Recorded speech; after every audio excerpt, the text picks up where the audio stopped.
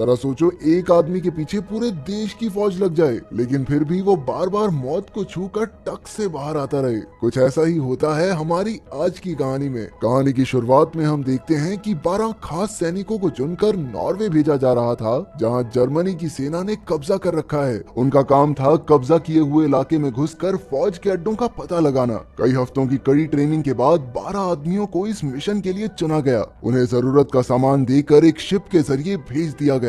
German सैनिकों ने उन्हें दूर से ही पहचान लिया और उनके जहाज को तबाह कर दिया। उन्होंने 11 फौजियों को तो बंदी बना लिया, लेकिन एक आदमी जान बालश्रुड छिपने में कामयाब रहा। कुछ ही देर में जब वो भागा तो सैनिकों ने उसे देख लिया। उन्होंने उस पर काफी गोलियां बरसाई, जिनमें से एक जान के पैर में लग गई। उसके बहते खून का पीछा करके जर्मन्स उसे ढूंढने लगे, लेकिन जान जैसे तैसे उनकी नजर से बच निकला। कई घंटे लगातार दौड़ने के बाद वो रात को एक तालाब किनारे पहुंचा। कड़ाके की ठंड पड़ रही थी और वो जानता था कि अगर जल्द ही उसे कोई ठिकाना नहीं मिला तो ठंड की वजह से वो मारा जाएगा। लेकिन सैनिकों से बचने के लिए वो बर्फीले पानी में घुस गया और तैरने लगा। कुछ ही पलों में सैनिक अपनी बंदूकें और टॉर्च लेकर उसे ढूंढने लगे। उन्होंने पूरा इलाका छान मारा, लेकिन उन्हें कोई भगौड़ा नहीं मिला। आखिरकार जनरल ने हिसाब लगाया कि जान जरूर बर्फीले तालाब में मर गया होगा और अपने सैनिकों के साथ वापस लौट आया। बाद में एक बहुत बड़ा नाज़ी अफसर कर्ट स्टेज उन 12 कैदियों से पूछताछ करने आया। जब उसे वहाँ सिर्फ 11 ही कैदी मिले तो उसने 12वें कैदी के बारे में पूछा।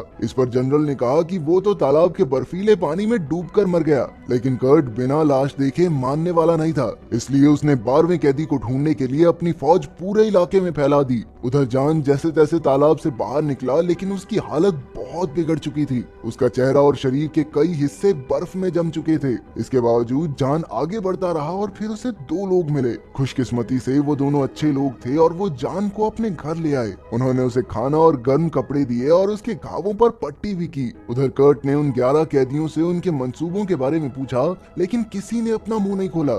आखिरकार उसने सबको कड़ी सजा दी और कुछ को तो बेरहमी से मार डाला। कर्ट अब भी उस 12वें आदमी को ढूंढना चाहता था, इसीलिए उसने जांच की कि क्या इस बर्फीले तालाब को पार करना मुमकिन भी है या नहीं। कर्ट खुद उस तालाब में घुसा और 20 मिनट तक वहां खड़ा रहा। आखिरकार वो समझ गया कि इस तालाब को पार करना बिल्कुल मुमकिन है। उधर जैसे ही जान की तबीयत थोड़ी ठीक हुई, वो अपने साथियों को जर्मन सैनिकों से बचाने निकल पड़ा। एक भले आदमी ने उसे तालाब पार करवाया और जान भटकता हुआ एक बूढ़ी औरत के घर तक आ गया। जल्द ही वो दोनों अच्छे दोस्त बन गए। उस बूढ़ी औरत ने उसके पैर पर पट्टी की और एक आदमी का पता दिया जो उसकी मदद कर सकता है। कुछ देर बाद जान वहां से निकल आया। अब वो एक ऐसी जगह पहुंच गया था जहां दूर दूर तक बर्फ के अलावा और कुछ भी नहीं था, लेकिन वो फिर भी अपने दोस्तों को बचाने के लिए चलता रहा। आखिरकार शाम को वो उस पते तक पहुंच गया। वहाँ एक जवान दंपति जोड़ा अपनी बेटी के साथ रहता था। जान ने उन्हें अपनी कहानी बताई और उन्होंने उसे रहने के लिए जगह और खाने को अच्छा खाना दिया।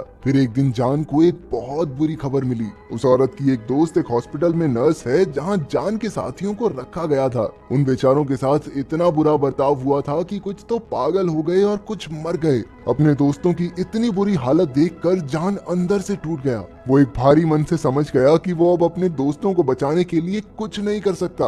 अब उसने फैसला किया कि वो फौज के ठिकानों की खुफिया जानकारी के साथ स्वीडन जाएगा, ताकि इस जानकारी के जरिए अंग्रेज जर्मन सैनिकों को उसके देश से खदेड़ दें। उधर कर्ट को उन 11 कैदियों से कोई जानकारी नहीं मिली, इसीलिए उसने उन सबको गोलियों से उड़ा दिया। बाद में एक ऑफिसर ने उसे बताया कि उन्होंने एक एक घर की तलाशी ली, लेकिन 12वां आदमी नहीं मिला। उसने सलाह दी कि उन्हें रिपोर्ट में लिख देना चाहिए कि 12 दुश्मनों को मार दिया है, लेकिन कर्ट ने कहा कि वो हिटलर को कोई ऐसी जानकारी नहीं दे सकता जिस पर उसे पूरी तरह विश्वास न हो। उधर जान एक मछुआरे के घर पहुंचा जो उसे अपनी कश्ती से उसे रास्ते तक ले गया। रास्ते में मछुआरे ने उसे एक अखबार दिखाया जिसमें लिखा था कि कर्ट हिटलर का सबसे खतरनाक जनरल है। उसने आज तक एक भी भगौड़े को जिंदा नहीं छोड़ा और अब उसका अगला निशाना जान है। आखिरकार कश्ती किनारे पर पहुंची और मछुआरे ने उसे कुछ खाना और स्की सेट दिया। जान ने वो स्की सेट पहना और अपना सफर जारी रखा। वो घने जंगलों और ऊंचे पहाड़ों को पार करके एक छोटे गांव तक पहुंचा। बदकिस्मती से वहां पहले ही कुछ जर्मन सैनिक मौजूद थे और कर्ट उनमें से एक था। जैसे ही जान उनके पास से गुजरा वो फिसल कर गिर गया। फिर कर्ट उसके पास आया और उसकी आंखों में देखने लगा। लग रहा था मानो अब जान का पकड़े जाना तय है, लेकिन कर्ट ने उसके गिरने का मजाक उड़ाया और उसे जाने दिया।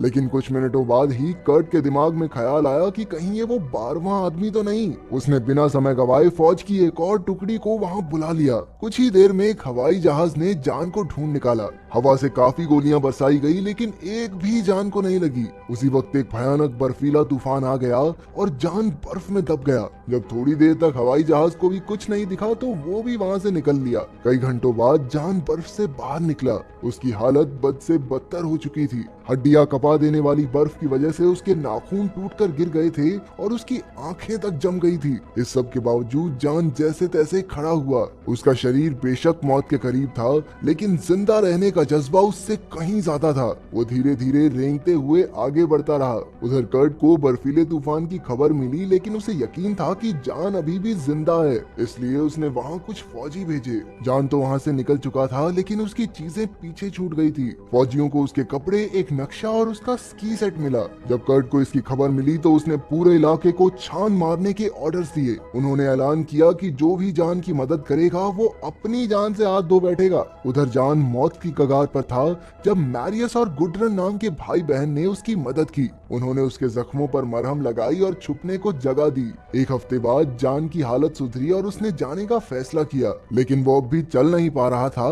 इसलिए वो भाई बहन कुछ लोगों की मदद से उसे एक खाट पर डालकर पास की झोपड़ी में छोड़ आए। यहाँ जान को कुछ दिन तक अकेले रहना होगा जब तक माहौल ठीक होने पर कोई उसे लेने नहीं आ जाता। पहले कुछ दिन तो आराम से गुजरे लेकिन फिर उसकी दिमागी हालत बिगड़ने लगी। उसे बार बार सपने आते कि जर्मन फौजियों ने उसे ढूंढ निकाला और उस पर हमला करने वाले हैं। एक दिन उसने देखा कि उसके पैर की कुछ उंगलियां गलना शुरू हो गई थी। अगर जल्द इसका इलाज नहीं किया गया तो ये पूरे शरीर में फैल जाएगा। आखिरकार जान ने एक बहुत मुश्किल कदम उठाया। उसने एक चाकू से अपने पैर की गली हुई उंगलियां काट डाली जिससे उसे जबरदस्त दर्द हुआ, लेकिन इस फैसले की वजह से उसकी जान बच गई। पूरे 9 दिन बाद मैरियस अपने साथियों के साथ आया और जान को उठाया। उन्होंने उसे कुछ लकड़ियों से बांधा और खींचकर ऊपर ले गए। फिर उन्होंने जान को एक बड़ी चट्टान के पीछे छिपा दिया। जाने से पहले मैरियस ने उसे वादा किया कि एक आदमी जल्द ही उसे लेने आएगा और सरहद पार करवाकर स्वीडन जाने में उसकी मदद करेगा। लेकिन कई घंटे बीत जाने के बाद भी कोई नहीं आया। कुछ ही देर में रात हो गई और तापमान -20 डिग्री चला गया। जान बुरी तरह से कांपते हुए समझ चुका था कि अब शायद उसका मरना तय है। इसके बाद हम देखते हैं कि मैरियस और गुडरन बात कर रहे थे कि जान ने सही सलामत सरहद पार कर ली होगी या नहीं। तभी एक आदमी डरा हुआ उनके पास आया। दरअसल ये वही आदमी था जो 4 दिन पहले जान को चट्टान के पीछे से उठाकर सरहद पार करवाने वाला था। जब मैरियस ने उससे पूछा कि क्या हुआ तो उस आदमी ने बताया कि उसने तो चट्टान के चारों तरफ देखा लेकिन वहाँ जान था ही नहीं। तब जाकर मैरियस को एहसास हुआ कि असल में वो जान को गलत चट्टान के पीछे छोड़ आए थे। वो तुरंत अपने दोस्त के साथ वहाँ पहुंचा और बर्फ खोदकर जान को बाहर निकाला। जान के शरीर में कोई हलचल नहीं थी लेकिन जल्द ही वो हिलने लगा। इतने दिन खाने और पानी के बिना भी वो बर्फ के नीचे किसी तरह जिंदा था। फिर मैरियस ने उसे गर्म सूप पिलाया और थोड़ी देर बाद कुछ आदमी आकर जान को अपने साथ ले गए। वो कई घंटों तक आगे बढ़ते रहे लेकिन अब जान काफी कमजोर हो चुका था, इसलिए उन्हें गुफा में रुकना पड़ा। जान को डर था कि कहीं जर्मन सैनिक उन तक पहुंच न जाएं, लेकिन उन आदमियों के सरदार ने कहा कि चिंता करने की कोई बात नहीं है, वो एकदम सुरक्षित हैं। इसके बाद उन्होंने जान का ख्याल रखना शुरू किया। जरूरत पड़ने पर वो उसके पैर का गला हुआ हिस्सा काट देते ताकि बीमारी आगे न फैले। इसी तरह 6 दिन बीत गए और जान की तबीयत में कुछ सुधार हुआ, जिसके बाद उन्होंने अपना सफर जारी रखने का फैसला किया। लेकिन इस बार उन्होंने हजारों बारासिंगों का सहारा लिया क्योंकि सरहद के बिल्कुल पास जर्मन सैनिकों का अड्डा था। उनका प्लान था बारासिंगों की भीड़ के बीच जान को सरहद पार करवाना। कुछ ही देर में उन्होंने जान को बारासिंगों के सरदार के साथ लकड़ियों से बांध दिया। इतनी भीड़ देखकर जर्मन सैनिक चौकन्ने हो गए और दूरबीन से जान को ढूंढने लगे, लेकिन जान उन्हें कहीं नहीं दिखा। सब कुछ प्लान के मुताबिक चल रहा था, लेकिन तभी जान की लकड़ियों की रस्सियां टूट गई, जिससे वो बुरी तरह गिर गया। उधर सैनिकों ने भी उसे देख लिया और गोलीबारी शुरू कर दी। जान ने बची खुची हिम्मत जुटाई और एक बहुत बड़े पत्थर के पीछे छिप गया।